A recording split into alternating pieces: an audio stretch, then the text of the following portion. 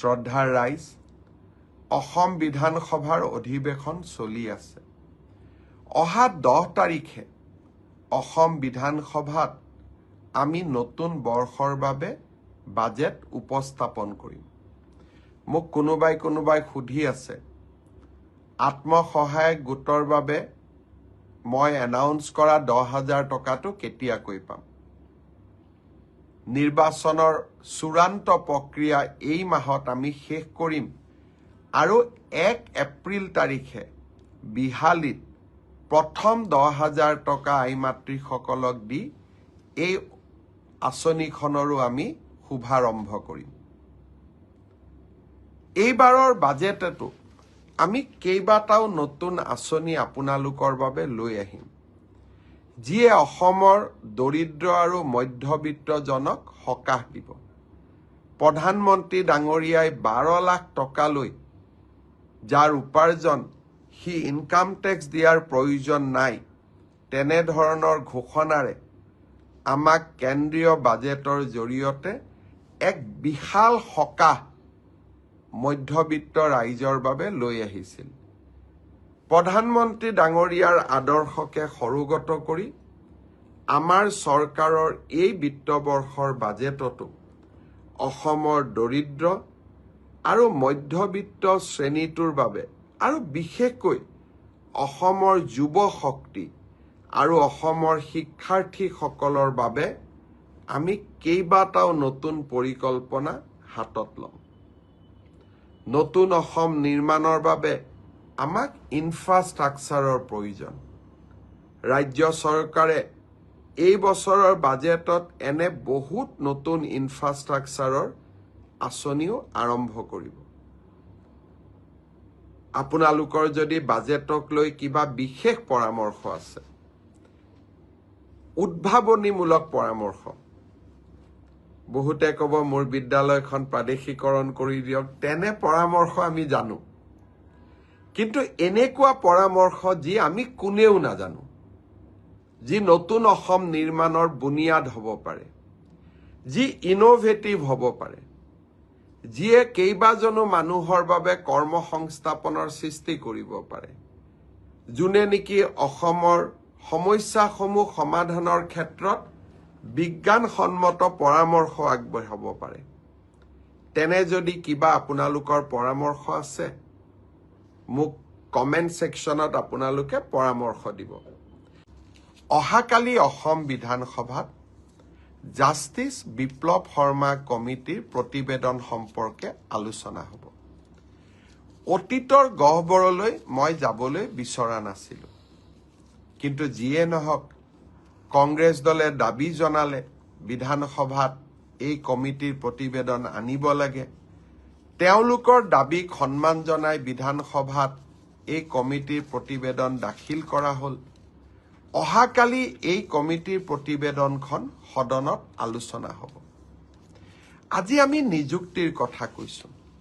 অসমৰ যুৱক যুৱতীৰ ভৱিষ্যতক লৈ কংগ্ৰেছ দলে কেনেকৈ হেতালি খেলিছিল আৰু এক পংকিল পৰিৱেশৰ মাজত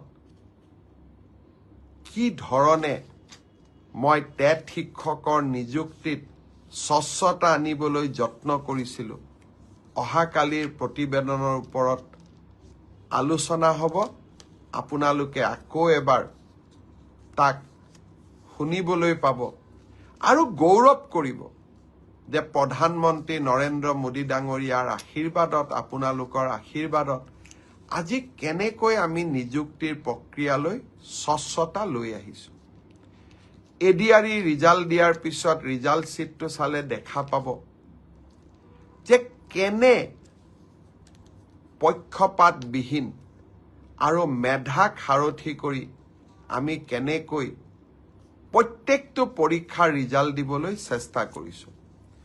যোৱা কেইদিনমান আগত অসম লোকসেৱা আয়োগৰ পৰীক্ষাত কৃতিত্ব সহকাৰে উত্তীৰ্ণ হোৱা যুৱক যুৱতীসকলক নিযুক্তি পত্ৰ দিওঁতেও মই প্ৰত্যক্ষ কৰিছিলোঁ যে কেনেকৈ অসমৰ মধ্যবিত্ত আৰু দৰিদ্ৰ সমাজখনৰ সপোনবিলাক আমাৰ চৰকাৰে মেধাৰ ভিত্তিত নিযুক্তিৰে পূৰ্ণ কৰিবলৈ সক্ষম হৈছে। তেনে যাত্ৰা অব্যাহত থাকিব। শেষত এডিআৰই পৰীক্ষাৰ ৰিটেনৰ পিছত বহুজনে হোৱাটছআপ যোগে আপোনালোকৰ এডমিট কাৰ্ডসমূহ মোৰ ওচৰলৈ পঠিয়াইছিল সহায় বিচাৰি। বহুজনে ব্যক্তিগতভাৱে লগ পায়ো মোক এডমিট কাৰ্ড দিছিলে যে মামা দাদা পাৰিলে সহায় কৰি দিব।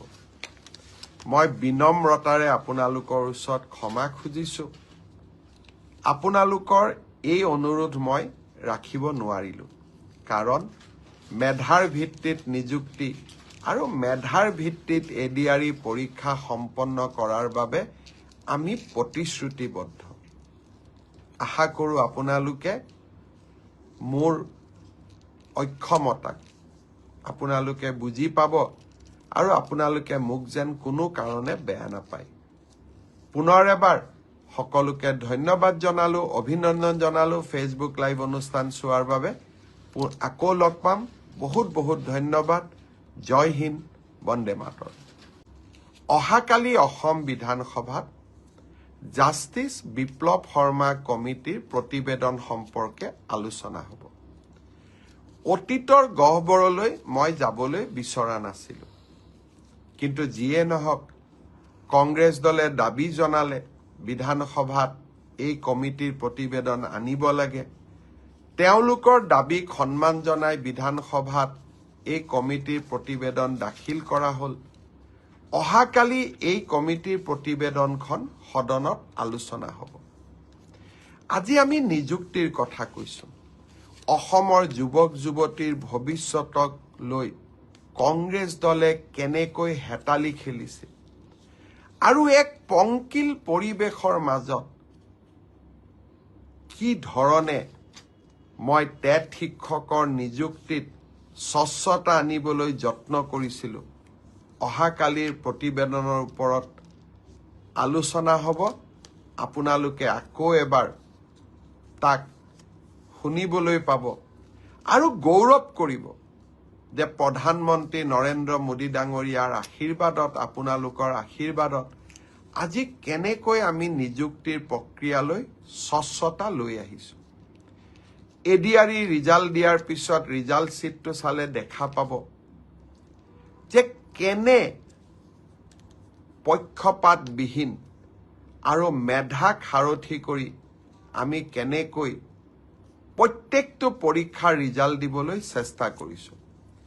যোৱা কেইদিনমান আগত অসম লোকসেৱা আয়োগৰ পৰীক্ষাত কৃতিত্ব সহকাৰে উত্তীৰ্ণ হোৱা যুৱক যুৱতীসকলক নিযুক্তি পত্ৰ দিওঁতেও মই প্ৰত্যক্ষ কৰিছিলোঁ যে কেনেকৈ অসমৰ মধ্যবিত্ত আৰু দৰিদ্ৰ সমাজখনৰ সপোনবিলাক আমাৰ চৰকাৰে মেধাৰ ভিত্তিত নিযুক্তিৰে পূৰ্ণ কৰিবলৈ সক্ষম হৈছে। তেনে যাত্ৰা অব্যাহত থাকিব। শেষত এডিআৰই পৰীক্ষাৰ ৰিটেনৰ পিছত বহুজনে হোৱাটছআপ যোগে আপোনালোকৰ এডমিট কাৰ্ডসমূহ মোৰ ওচৰলৈ পঠিয়াইছিল সহায় বিচাৰি। বহুজনে ব্যক্তিগতভাৱে লগ পায়ো মোক এডমিট কাৰ্ড দিছিলে যে মামা দাদা পাৰিলে সহায় কৰি দিব। মই বিনম্ৰতাৰে আপোনালোকৰ ওচৰত ক্ষমা খুজিছোঁ। আপোনালোকৰ এই অনুৰোধ মই ৰাখিব নোৱাৰিলোঁ, কাৰণ মেধাৰ ভিত্তিত নিযুক্তি আৰু মেধাৰ ভিত্তিত এডিআৰই পৰীক্ষা সম্পন্ন কৰাৰ বাবে আমি প্ৰতিশ্ৰুতিবদ্ধ। আশা কৰোঁ আপোনালোকে মোৰ অক্ষমতাক আপোনালোকে বুজি পাব আৰু আপোনালোকে মোক যেন কোনো কাৰণে বেয়া নাপায়। পুনৰ এবাৰ সকলোকে ধন্যবাদ জনালোঁ, অভিনন্দন জনালোঁ ফেচবুক লাইভ অনুষ্ঠান চোৱাৰ বাবে। আকৌ লগ পাম। বহুত বহুত ধন্যবাদ। জয় হিন্দ, বন্দে মাতৰম। আমি এইবাৰ এডভান্টেজ অসমৰ সময়ত এখন বিশেষ মেমৰেণ্ডাম অফ আণ্ডাৰষ্টেণ্ডিং কৰিছোঁ, যাৰ জৰিয়তে মঙলদৈত নিৰ্মাণ হৈ থকা দক্ষতা বিশ্ববিদ্যালয়খনত ছিংগাপুৰ চৰকাৰে সহায় কৰিব। আমি এটা স্কিল মেন পাৱাৰ অকল অসমৰে নহয় ভাৰতবৰ্ষৰ বাবে নিৰ্মাণ কৰিব খুজিছোঁ। টাটা টেকনলজি আৰু অসমৰ পলিটেকনিকসমূহত ইতিমধ্যে ৩,০০০ কোটি টকা ব্যয় কৰি আমি ইণ্ডাষ্ট্ৰী 4.0ৰ বাবে প্ৰয়োজনীয় স্কিল মেন পাৱাৰ নিৰ্মাণৰ প্ৰচেষ্টাত ইতিমধ্যে আগবাঢ়িছোঁ। নেলকো নামৰ কোম্পানী এটাৰ সৈতে এইবাৰ আমি এখন মেমৰেণ্ডাম অফ আণ্ডাৰষ্টেণ্ডিং কৰিছোঁ, যি চুক্তিৰ দ্বাৰা অসমৰ হাইস্কুল পৰ্যায়ৰ পৰাই স্কিল মেন পাৱাৰ নিৰ্মাণৰ কাম আৰম্ভ হ'ব। ড'চাল্ট নামৰ এটা ইণ্টাৰনেশ্যনেল অৰ্গেনাইজেশ্যনৰ সৈতে, যিয়ে ৰাফেলৰ দৰে বিমান বনোৱাৰ কামত নিজক ব্ৰতী কৰি ৰাখিছে, যিয়ে আমাৰ অসমৰ যুৱক যুৱতীক বিমান আদি নিৰ্মাণৰ সৈতে জড়িত আৰু বিভিন্ন অত্যাধুনিক কামৰ সৈতে জড়িত স্কিল মেন পাৱাৰৰ দিশে আগবাঢ়িবলৈ সাহস আৰু শক্তি দিব। সৰ্বানন্দ সোণোৱাল ডাঙৰীয়াই ডিব্ৰুগড়ত মেৰাটাইম ইনষ্টিটিউট নিৰ্মাণৰ কথা কৈছে, যাৰ জৰিয়তে অসমৰ ল'ৰা ছোৱালীয়ে বিশ্ব মানদণ্ডৰ জাহাজত কাম কৰিবৰ বাবে স্কিল আহৰণ কৰিব পাৰিব। জাপানৰ কেইবাটাও সংস্থাৰ সৈতে আমি চুক্তি কৰিছোঁ জাপানী লেংগুৱেজ ট্ৰেইনিঙৰ বাবে। তেওঁলোকে আমাক আশ্বাস দিছে যে অসমৰ ল'ৰা ছোৱালীয়ে জাপানীজ লেংগুৱেজ আহৰণ কৰাৰ পিছত জাপানত অন্ততঃ 2 লাখ টকা মাহত দৰমহা পোৱা চাকৰিত অসমৰ 50,000 ল'ৰা ছোৱালীক তেখেতসকলে কৰ্ম সংস্থাপন দিব। মুকেশ ধীৰুভাই আম্বানী, গৌতম আদানী, টাটাৰ এন চন্দ্ৰশেখৰন, সজ্জন জিন্দাল, প্ৰশান্ত ৰুয়া আদিৰ দৰে উদ্যোগপতিসকলে অসমত একত্ৰিতভাৱে প্ৰায় 2 লাখ কোটি টকা বিনিয়োগৰ আমাক আশ্বাস দিছে। আমাৰ অসমলৈ স্বাভাৱিকভাৱে পৰিৱৰ্তন আহিব, মাত্ৰ আমাৰ সকলোৰে সহায় সহযোগিতা লাগিব। যিসকল উদ্যোগপতিয়ে অসমত উদ্যোগ স্থাপন কৰিবলৈ আগবাঢ়ি আহিব, যিসকলক আমি বিভিন্ন জিলালৈ লৈ যাম, তেওঁলোকক যাতে আমি সকলোৱে আদৰণি জনাওঁ আৰু তেওঁলোকক আমি অসমত উদ্যোগ স্থাপন কৰিবলৈ অনুমতি দিওঁ। মাত্ৰ 3টা বছৰৰ এক আন্দোলন বিবৰ্জিত পৰিৱেশে আমাক ভাৰতৰ অগ্ৰগামী ৰাজ্যসমূহৰ মাজৰ এখন কৰি আজি আমাক প্ৰতিষ্ঠা কৰিলে। আৰু যদি কেইটামান বছৰ আমি যদি অসমক শান্তিপূৰ্ণভাৱে ৰাখিব পাৰোঁ, আমি যদি আৰু কেইটামান বছৰ আমাৰ ৰাজ্যখনক আমি উৎপাদনমুখী কৰি ৰাখিব পাৰোঁ, আমি এখন নতুন অসম নিৰ্মাণ কৰিব পাৰিম। বিগত কেইটামান দশকৰ অশান্তিয়ে আমাক প্ৰতিযোগিতাৰ পৰা আঁতৰাই লৈ গৈছিল। উৰিষ্যা, কৰ্ণাটক, অন্ধ্ৰপ্ৰদেশ, তেলেংগানা, মহাৰাষ্ট্ৰ, গুজৰাটৰ কথা মই নকলোৱেই বা। কেৱল মাত্ৰ হত্যা, হিংসা, আন্দোলনৰ দাবানলে আমাৰ ৰাজ্যখনক এখন পিছপৰা ৰাজ্যত পৰিণত কৰিছিল। আমি কিছুমানে আমাৰ ৰাজ্যখন কিমান পিছপৰা তাৰ পৰিসংখ্যা দি ভাল পাওঁ, কিন্তু আমাৰ ৰাজ্যখনক আগবঢ়াই লৈ যাবলৈ আমি কি প্ৰচেষ্টা কৰিব লাগিব তাৰ বিষয়ে আমি নকওঁ, কাৰণ আমি মানুহৰ দুৰ্ভাগ্যক লৈ ৰাজনীতি কৰোঁ। আমি মানুহৰ দুৰ্ভাগ্য আৰু দৰিদ্ৰতাক লৈ ৰাজনীতি কৰোঁ। আমি এখন নতুন অসম বিচাৰোঁ, যিখন অসমত মানুহৰ দৰিদ্ৰতাক লৈ মানুহে ৰাজনীতি নকৰে, মোৰ অসম মাতৃৰ দুৰ্ভাগ্যক লৈ মানুহে ৰাজনীতি নকৰে, যিখন অসমত মানুহে এখন বিকাশৰ স্বপ্নৰে পৰিপূৰ্ণ অসমৰ বাবে ৰাজনীতি কৰিব। মই বিশ্বাস কৰোঁ আজি এটা সময় আহি পৰিল। ইয়াৰ পৰা অসমীয়াই সিদ্ধান্ত ল'ব পাৰিব যে আমাৰ যাত্ৰা অগ্ৰগামী হ'ব নে আমাৰ যাত্ৰা আমি আৰু পিছলৈ লৈ যাম। চান্দা, ভাবুকি, বন্ধ, ধৰ্ণা, ধৰ্মঘট আমাৰ জাতিটোৰ পৰিচয় হৈ পৰিছিল। মই বিশ্বাস কৰোঁ এতিয়া আমাৰ জাতিটোৰ পৰিচয় হ'ব ব্যৱসায়ী, শিল্পী, সাহিত্যিক, উদ্যোগী। আমাৰ ল'ৰা ছোৱালীৰ অস্ত্ৰ, বন্দুক, AK-47 বোমা নহ'ব, গ্ৰেনেড নহ'ব, artificial intelligence, quantum physics, augmented reality, এইবিলাক আমাৰ নতুন দিনৰ চালিকা শক্তি হ'ব। এডিআৰই ৰিজাল্ট 7 মাৰ্চ শুক্ৰবাৰে আমাৰ গ্ৰেড 3 আৰু গ্ৰেড 4ৰ যি আমাৰ ৰিক্ৰুটমেণ্ট কমিশ্যন আছে তেওঁলোকে ঘোষণা কৰিব। যিমান কেইটা পদ আছে তাৰ বিপৰীতে 2জনকৈ ল'ৰা ছোৱালীক এই পৰীক্ষাত উত্তীৰ্ণ হ'ব আৰু তেওঁলোকৰ মাজত পৰৱৰ্তী সময়ত ৰিটেন টেষ্ট অৰেল অনুষ্ঠিত হ'ব। অৰ্থাৎ লিখিত পৰীক্ষাৰ ৰিজাল্ট গ্ৰেড 3 আৰু গ্ৰেড 4 আমি 7 মাৰ্চ তাৰিখে ঘোষণা কৰিম। এটা পোষ্টৰ বিপৰীতে 2জনকৈ ল'ৰা ছোৱালীয়ে এই লিখিত পৰীক্ষাত উত্তীৰ্ণ হ'ব। শেষৰ নম্বৰটোত যদি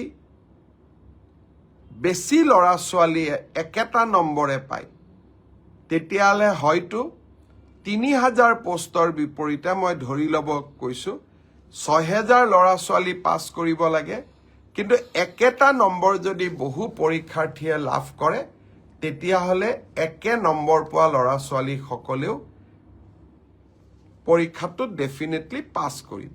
অৰ্থাৎ আমি যদি ধৰি লওঁ 50 is a cut off mark, কিন্তু 50 যদি 50জন ল'ৰাই নম্বৰ পাইছে তেতিয়াহ'লে 50জন ল'ৰায়ে লিখিত পৰীক্ষাত পাছ কৰিব।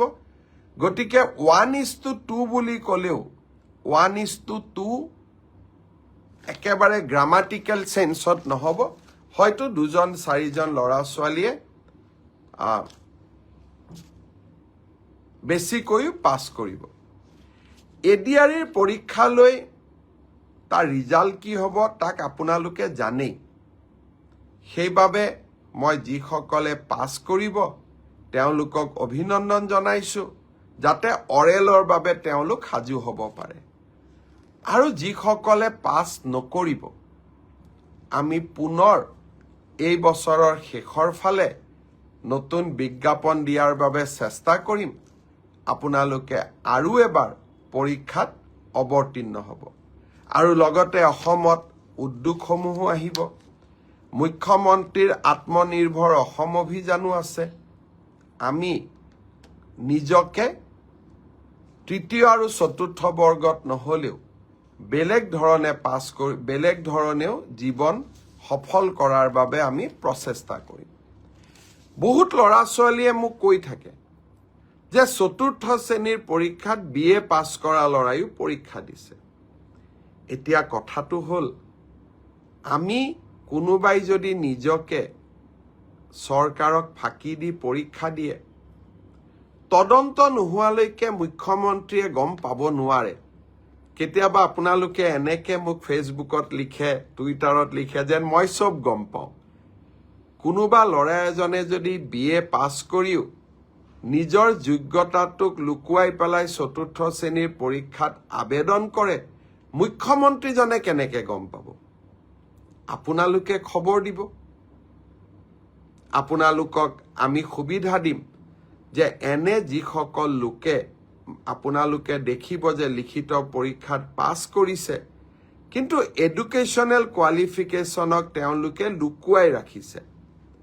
আমি সুবিধা দিম আপোনালোকক অভিযোগ দিয়াৰ বাবে, যাতে অৰেল পৰীক্ষা হোৱাৰ আগতে বা মৌখিক পৰীক্ষা হোৱাৰ আগতে আমি আপোনালোকৰ অভিযোগবোৰ নিৰ্দিষ্ট ইউনিভাৰ্চিটি লগত কথা পাতি আপোনালোকৰ অভিযোগবোৰ যাতে আমি নিষ্পত্তি কৰিব পাৰোঁ। আৰু এটা পৰীক্ষাৰ বিষয়ে মই জনাব খুজিছোঁ, সেইটো হ'ল post graduate teacher. Post graduate টিচাৰৰ ক্ষেত্ৰত মোক বহুতে সুধি আছে ৰিজাল্ট কেতিয়া দিব। কিন্তু পোষ্ট গ্ৰেজুৱেট টিচাৰৰ পৰীক্ষা হৈ যোৱাৰ পিছত ইয়াৰ যি আনচাৰ কি আছিলে, সেই এনচাৰ কি আপোনালোকৰ সন্মুখত আমি দিছিলোঁ। আপোনালোকৰ মাজৰে বহুজনে এই এনচাৰ কিখিনিক প্ৰত্যাহ্বান জনাইছে, অৰ্থাৎ চেলেঞ্জ কৰিছে ২-৩টাৰ ক্ষেত্ৰত। ইয়াৰ ক্ষেত্ৰত সিদ্ধান্ত ল'বলৈ 11 মাৰ্চ তাৰিখে এক্সপাৰ্ট কমিটি তেওঁলোকে এখন বৈঠক আহ্বান কৰিছে, যে যিসকলে এনচাৰ কি চেলেঞ্জ কৰিছে তেওঁলোকৰ যি আমাক কৈছে যে আপোনালোকৰটো ভুল, আমাৰটো শুদ্ধ, প্ৰতিখন আবেদন আমি পুংখানুপুংখভাৱে বিবেচনা কৰিব লাগিব, যাতে আমাৰ ভুল হ'লেও আমি শুদ্ধ কৰি নিজকে ল'ব পাৰোঁ। দিলীপ শইকীয়া ডাঙৰীয়া আমাৰ অসম ৰাজ্যিক বিজেপিৰ সভাপতি, তেখেতেও এই ব্ৰডকাষ্ট চাই আছে। দিলীপ শইকীয়া ডাঙৰীয়াক মই বহুত বহুত ধন্যবাদ জনাইছোঁ যে আপুনি এই ব্ৰডকাষ্ট চোৱাৰ বাবে অলপ সময় উলিয়াইছে। আপোনাক বহুত বহুত ধন্যবাদ জনাইছোঁ। এতিয়া 11 মাৰ্চ তাৰিখে এক্সপাৰ্ট কমিটি বহাৰ পিছত আপোনালোকক মই জনাব পাৰিম যে আমি কেতিয়া পোষ্ট গ্ৰেজুৱেট টিচাৰৰ পৰীক্ষাৰ ফলাফল দিব পাৰিম।